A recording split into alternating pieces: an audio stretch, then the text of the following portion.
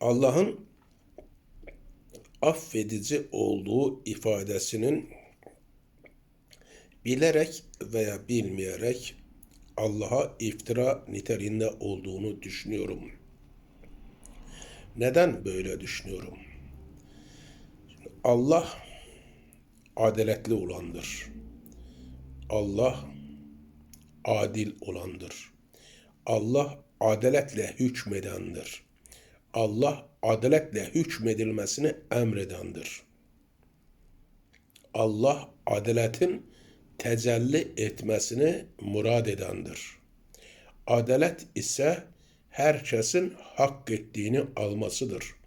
Cezayı hak edenin cezayı, mükafatı hak edenin mükafatı almasıdır adalet.